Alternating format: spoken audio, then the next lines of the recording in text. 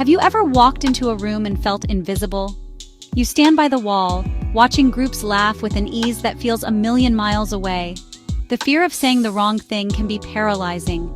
It's a silent struggle that plays out in countless parties. Think about a time you needed to ask for something important. When the moment came, the words just didn't land right. We are all wired for connection, yet we are rarely taught how to build it effectively. Building relationships and influencing others is a skill. Imagine knowing exactly how to turn a stranger into a friend. Principles that have stood the test of time and transformed millions of lives. In the Great Depression, Dale Carnegie sought to solve a key problem: social success. He researched leaders and everyday people to find the common thread to earning trust and building lasting relationships. Carnegie began teaching these ideas, and demand was overwhelming. In 1936, he published How to Win Friends and Influence People. The book became an instant bestseller, selling over 30 million copies. Though the world has changed, the need to feel important and understood remains. It's a guide to connecting with those around you. It provides a framework for transforming your relationships. Today, we unlock its secrets to create remarkable change in your life. Let's begin with the first principle in Dale Carnegie's masterpiece. The quickest way to connect with another person is by becoming genuinely interested in them. Make them feel like they are the most important person in the room. How do you feel when someone asks you thoughtful questions about your day, your passions, or your challenges? It feels incredible. This is the magic of showing genuine interest. This principle works because it taps into the desire to feel significant. It creates an instant bond. The first step in winning friends is not to become more interesting, but to become more interested. This is the foundation upon which all strong and lasting relationships are built. Dale Carnegie tells a story about his dog, Tippy. Tippy offered no practical value. He couldn't hunt, pull a sled, or protect the house. Yet Tippy was the most beloved member of the household because he gave his complete and unadulterated affection. Tippy mastered the single most important rule for making friends. He showed a genuine, enthusiastic interest in the person he loved. Be genuinely interested in other people. Be a Tippy. Spread warmth and make everyone around you feel special. Greet people with genuine warmth and enthusiasm. Make them feel as special as Tippy made his owner feel every single day. Showing genuine interest is about what you do after you ask questions. It's deep, active listening, giving someone your undivided attention. It tells them that what they have to say is important to you. This is the power you wield every time you choose to become a great listener. Carnegie won the man over not by being interesting, but by being an engaged and fascinated listener. The next time you're in a conversation, resist the urge to talk about yourself. Instead, encourage the other person to talk. By doing so, you are not only making the other person feel incredibly good, but you are also learning.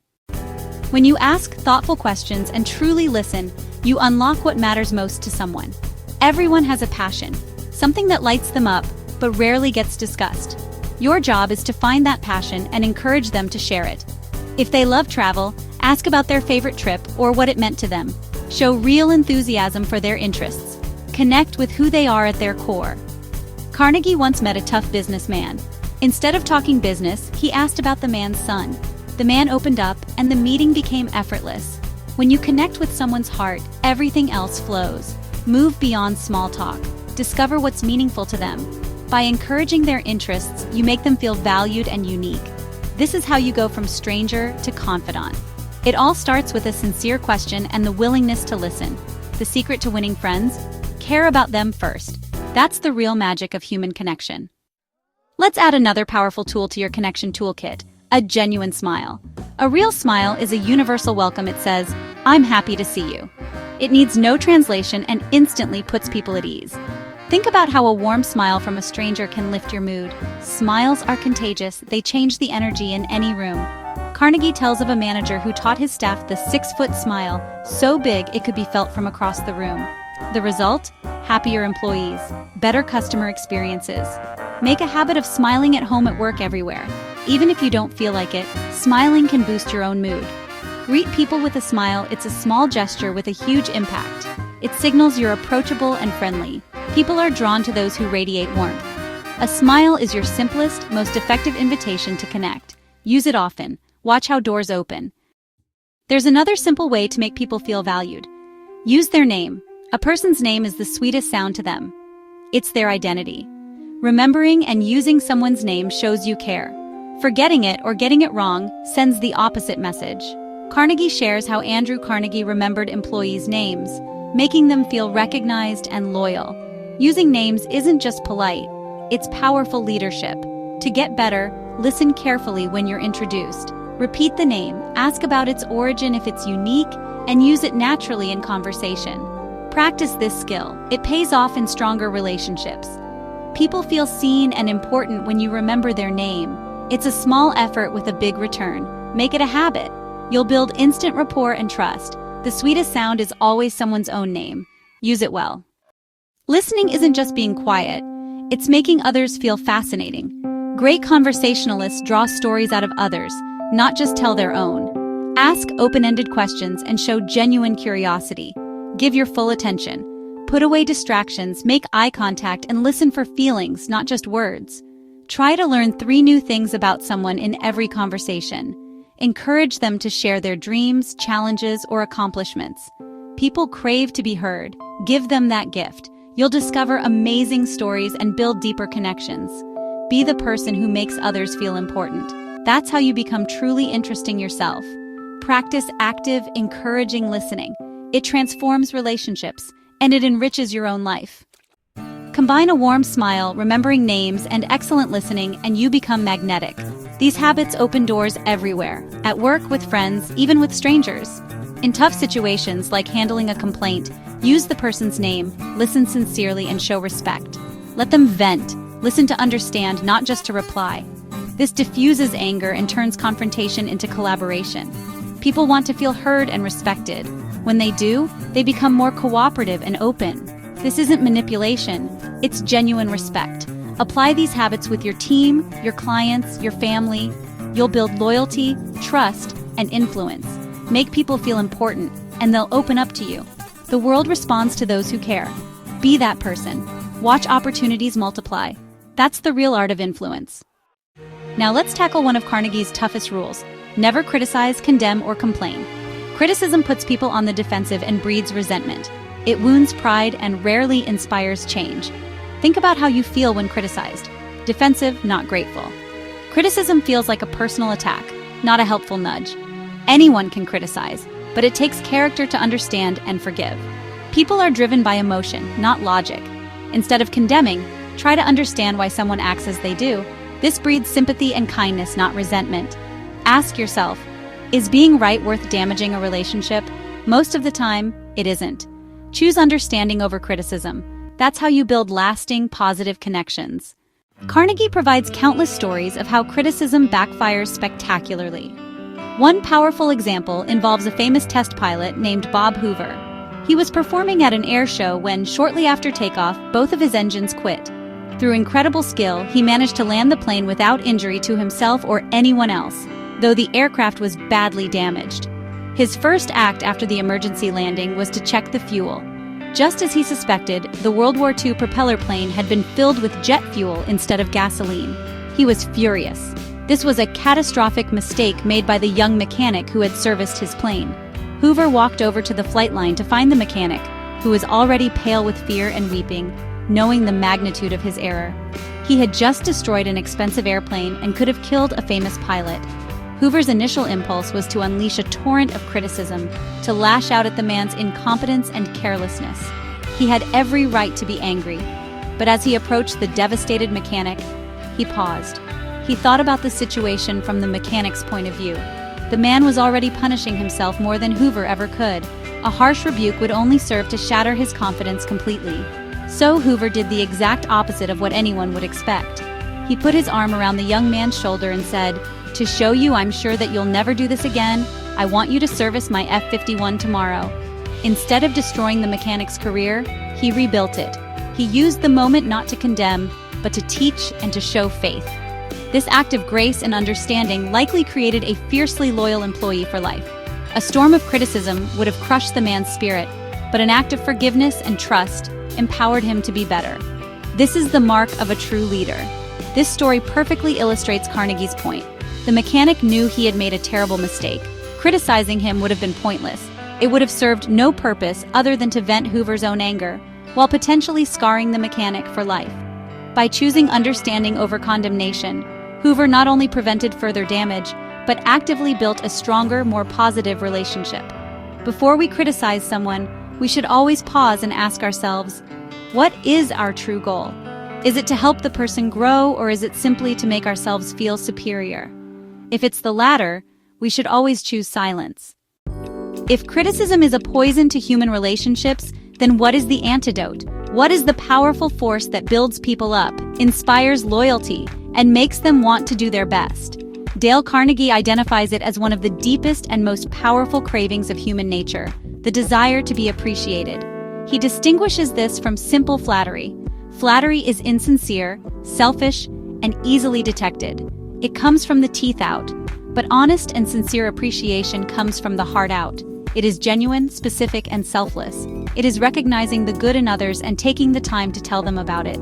Think about this deep craving in your own life. William James, the famous psychologist, said, "The deepest principle in human nature is the craving to be appreciated." This is not a casual want, like the desire for a new car or a vacation. It is a fundamental hunger of the human soul, as real and as powerful as the hunger for food. We all work better, live better, and love better when we feel our efforts are noticed and valued. A word of sincere praise can change someone's entire day, boost their confidence for weeks, and become a cherished memory they hold onto for years. Carnegie stresses that we are surrounded by opportunities to give this gift of appreciation every single day, yet we so often fail to do so. We take the people closest to us for granted. We notice when our children get bad grades, but do we praise them enthusiastically when they work hard and improve? We are quick to complain about slow service at a restaurant, but do we ever take a moment to find the manager and praise a waiter who gave us exceptional service? We are far more likely to point out what's wrong than to celebrate what's right. This is a massive missed opportunity to spread positivity and build goodwill. Let's make a resolution to become praise finders instead of fault finders. Look for the good in people. Everyone does something worthy of praise. Notice the colleague who stays late to help finish a project. Appreciate the partner who makes your coffee just the way you like it every morning. Thank the bus driver for a safe and smooth ride. These small acts of recognition cost you nothing, but they can mean the world to the person receiving them. You are satisfying one of their deepest emotional needs, and in doing so, you are building a powerful and positive connection with them. One of the most famous examples of the power of appreciation comes from the life of Charles Schwab, who was actually one of the first people in American business to be paid a salary of over $1 million a year. When asked about his success, Schwab claimed his greatest asset was his ability to arouse enthusiasm among his people. And what was his secret for doing that? He said, "I am hearty in my approbation and lavish in my praise." He understood that the way to develop the best that is in a person is by appreciation and encouragement. He never criticized anyone, ever. Schwab practiced what he preached. One day he entered one of his steel mills and found a group of workers smoking directly under a no-smoking sign. A lesser manager would have pointed to the sign and angrily asked, "Can't you read?" But Schwab knew better. He walked over to the men, handed each of them a cigar, and said, "I'll appreciate it, boys, if you will smoke these on the outside." The men knew they had been caught, but Schwab didn't scold them. He made them feel important by giving them a small gift and respectfully asking for their cooperation. He turned a moment of rule-breaking into a moment of connection and goodwill. This is really the essence of influencing people positively. It's about making people want to do things, not forcing them to. Criticism creates resistance. Appreciation inspires cooperation. When you praise someone for a specific action, you are not only making them feel good, you are also reinforcing that behavior. If you want your team to be more proactive, praise them lavishly the first time you see someone take initiative. If you want your children to be tidier, express your sincere appreciation when you see them clean their room without being asked. People will naturally gravitate towards behaviors that earn them praise and recognition. So let's put this into practice. For the next week, try to give at least one person a piece of honest, sincere appreciation every single day. Be specific. Don't just say, "Good job." Say, "I was so impressed with the way you handled that difficult client call. Your patience and professionalism were outstanding." Watch the person's face light up. Feel the positive energy that it creates between you. You will quickly discover that this simple habit is honestly one of the most powerful tools you have for winning friends, influencing people, and making the world around you a slightly better and kinder place. Disagreement is a crucial moment in any human interaction. Our instinct is to prove someone wrong, but Dale Carnegie warns against this. Never begin a conversation by saying you're wrong. It's a punch to the ego, making them defensive. Instead, acknowledge you might be wrong. This disarms and invites open discussion. The goal is a better outcome, not winning an argument. People are more willing to consider your perspective when you haven't trampled on theirs. Saying, "I might be wrong," is a sign of strength. Abraham Lincoln once said, "A drop of honey catches more flies than a gallon of gall." This proverb holds the key to persuading others. Gall represents criticism, driving people away, while honey represents a friendly approach.